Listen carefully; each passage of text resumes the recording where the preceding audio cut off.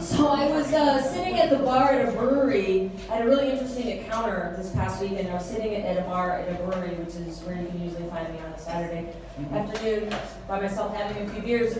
And I had a really interesting encounter. This small child crawled up on the bar stool next to me. Couldn't have been more than 5 years old. Crawls up all by herself, puts her sunglasses next to mine, and just starts a conversation with me, right? And so she leads with, "Are you a boy or a girl?" Fair question, I just had my hair cut. So, but also I'm concerned, I don't think that's going to help her make friends when she gets a little older. I don't think that's the question you lead with. And also, there's a lot of choices now, so I didn't feel like the boy, I thought it was limited, so I picked one. And I was like, "Girl, you?" She's like, "I'm a girl." It's like, thank God we got that out of the way. Right? So I'm curious, right? So I lean in and I was like, "Do you come here often?" She's like, "They have popcorn." I was like, "Yeah." So we're getting to know each other. I'm like, "But this is a little," so I look around because I'm looking for parents. So I say, "Where are your parents?" I wonder. And she's like, "I gotta go." Crawls back down off the stool and disappears.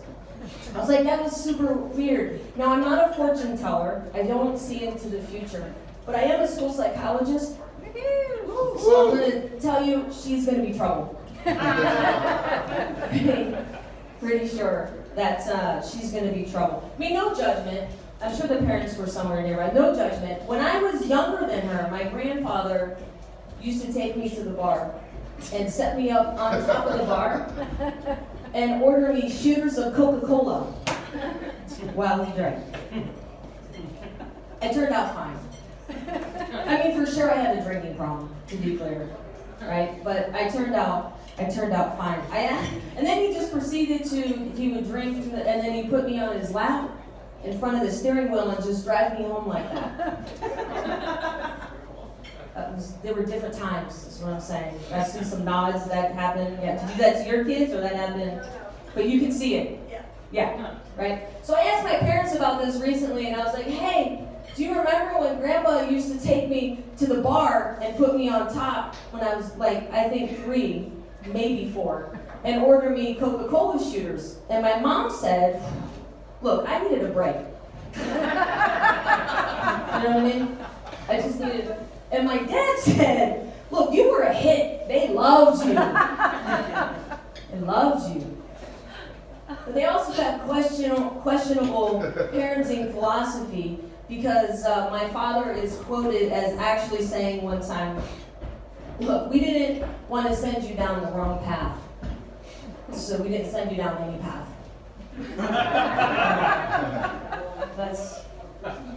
That's where we are. It turned out fine. All times are different. Times were different then. You know, I started. I did public education for 26 years. Yeah. That's not loud enough. We're gonna try that again. I did public education for 26 years. Yeah. And I have the liver to prove it.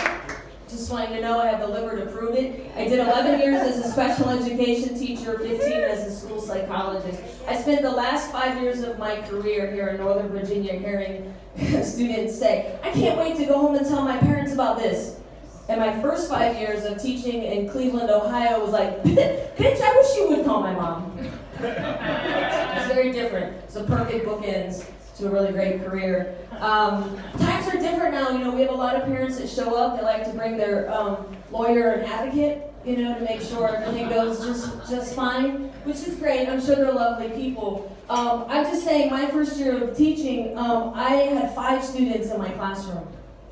5. 1, 2, 3, 4, 5. Like, I could take attendance on one hand.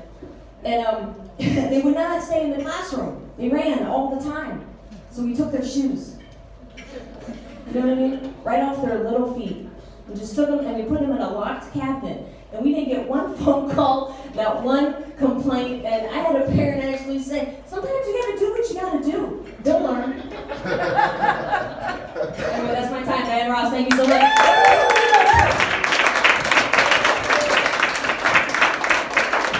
Give it up for Diane Ross, everybody. You are definitely a skill teacher. Like, I have questions.